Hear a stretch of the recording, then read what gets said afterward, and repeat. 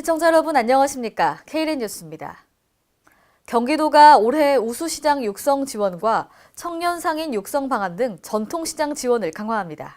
경기도는 지난 20일 경기도 인재개발원에서 2018년 경기도 전통시장 지원 사업 설명회를 개최하고 올해 전통시장 주요 지원 사업들을 소개했습니다. 도는 올해 약 17억 원의 예산을 확보해 경기 우수시장 육성 지원 사업을 신설했습니다. 이 사업은 전통 한류문화 콘텐츠가 강조된 특성화 시장 육성과 지역사회 및 기업들과 상생 협력하는 전통시장을 선정해 2년간 지원할 예정입니다. 또 청년 상인 육성 정책도 강화합니다. 지난해 현대중공업 가동 중단에 이어 한국 GM 군산공장 폐쇄까지 전북 경제가 휘청거리고 있습니다. 이에 전라북도가 혁신성장 미래비전 2050 대토론회를 열고 대처 방안 모색에 나섰습니다. 장소라 기자입니다.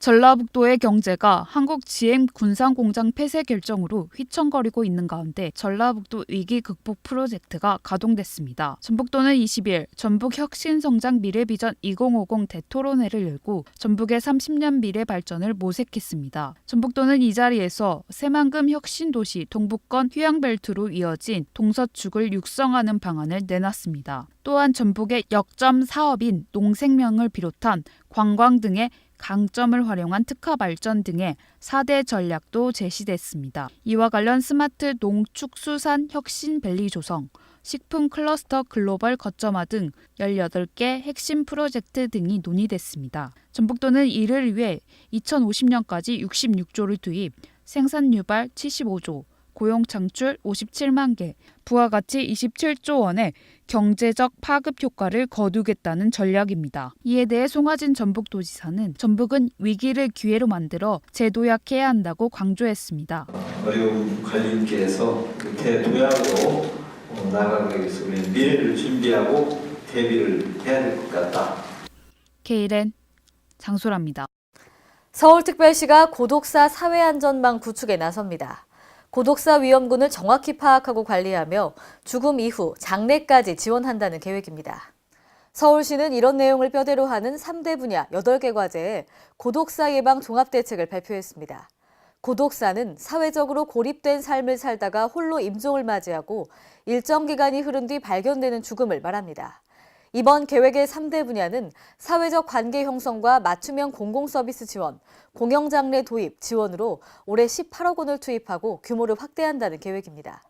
마지막으로 존엄한 죽음을 지키기 위해 공영장례 서비스를 제공합니다. 오는 22일 서울시 공영장례조례를 제정 공포합니다. 전라북도가 고령화로 인한 주민들의 이동권 보장 등을 목표로 전국에서 처음으로 수요 응답형 버스를 도입했는데요. 주민들의 교통복지에 대한 만족도가 높아지면서 전국 지자체의 벤치마킹 대상이 되고 있습니다. 전예은 기자입니다. 2015년 전북도가 전국 최초로 도입해 운영 중인 수요응답형 대중교통 서비스, 이른바 행복콜버스가 도내 주민의 반려칼은 물론 전국 지자체의 롤모델로 자리 잡았습니다. 이는 벽지 오지의 대중교통 체계를 변화시킨 혁신 사례로 현재 서울과 경남, 경북, 충남, 전남, 제주 등지에서도 잇따라 시행 중입니다. 현재 도내 행복콜버스는 8개 시군 21개 면에서 18대가 운영되고 있으며 지난해 이용객만 5만 명에 달했습니다. 기존의 버스 운영과 관련해서 여러 가지 불편사항이 있었을 텐데 지역 주민들의 발이 돼서 지역 주민들의 행복감을 좀 더 높여드리고자 본 사업을 추진하게 되었습니다. K랜 전예은입니다. 광주광역시가 청년 창업자들의 거주시설을 지원합니다. 광주시는 지난 19일 시청에서 광주도시공사, 광주테크노파크 등과 청년 창업자 거주지원시설 운영 업무 협약을 체결하고 청년 창업지원주택 운영에 들어갔습니다. 청년 창업지원주택은 광주시가 청년들에게 창업 꿈터를 제공하고자 북구 용봉동의 노후주택을 리모델링해 마련한 공간으로 오는 28일까지 첫 입주 청년 창업가를 모집합니다. 공급 규모는 개인 사무실 겸 집으로 사용할 수 있는 주택 7호로 이곳에는 입주기업 간 협업할 수 있는 회의 공간과 교류와 소통이 가능한 창업 지원 시설도 들어섭니다. 정부가 이달부터 초등학교 1, 2학년 방과 후 영어 수업을 금지시켰죠. 이에 영어 내실화 방안을 내놓는 등 대안을 마련키로 했지만 막상 내년 상반기에나 시행될 예정이어서 논란이 제기되고 있습니다. 장소라 기자입니다. 정부가 초등학교 1, 2학년생에 대해 방과 후 영어 수업 금지를 계기로 영어교육 내실화 방안을 마련하겠다고 발표했지만 방안 실행이 내년 상반기에나 시행될 예정이어서 뒷북 행정이라는 논란이 제기되고 있습니다. 정부는 지난 2월 학교 영어교육 내실화 추진 자문단을 구성하고 올해 말까지 학교 영어교육 내실화 방안을 마련키로 했습니다. 이러한 내실화 방안에 원어민 보조 영어 교사 확충과 해외 학교와 원격 화상 수업 등의 방안이 검토 중에 있는 것으로 알려졌습니다. 원어민 교사는 2013년 7,790명에서 2015년 3,260명으로 반절 가까이 준 상황입니다. 그 당시 교육부는 원어민 교사 감축에 대해 예산 부족과 일선 교사의 영어 능력 함양으로 영어 수업을 대체할 수 있다는 입장이었습니다. 하지만 돌연 교육부는 입장을 바꿔 원어민 교사 확충과 원격 화상 수업 등의 방안을 검토 중에 있는 것입니다. 이에 대해 교육부 관계자는 예산 문제는 실질적인 내실화 방안이 나와야 책정할 수 있는 것으로 지금으로서는 정해진 것이 없다고 말했습니다. K랜 장소라입니다. 대구광역시 인공지능, 지능형 민원 상담 로봇 뚜봇이 다음 달부터 시민들을 대상으로 민원 서비스를 제공합니다. 대구시는 지난 20일 본청 소회의실에서 인공지능 및 빅데이터 기반의 지능형 상담 시스템 구축 완료 보고회를 개최했습니다. 시는 지난해 4월 전국 최초로 여권 분야 인공지능형 챗봇 상담사인 뚜봇을 개발했습니다. 뚜봇은 여권 민원 상담은 물론 차량 등록, 대구 주요 시정 안내 등 다양한 분야의 민원 상담 제공을 위해 5만 7천여 건의 학습 데이터를 구축했습니다. 한편 대구시는 미비점 식별 및 추가 학습 데이터 보완 등 충분한 안정화 작업을 위해 현재 공무원을 대상으로 시범 운영 중입니다. 그동안 남원 지역 청소년들은 여가 문화 생활을 즐길 곳이 부족했는데요. 오는 6월 청소년 수련관이 완공될 예정이어서 청소년들의 삶의 질이 향상될 것으로 기대됩니다. 전예은 기자입니다. 전북 남원 지역 청소년들의 수건이던 청소년 수련관 건립 사업이 순조로운 진척을 보이면서 이르면 6월께 개관될 예정입니다.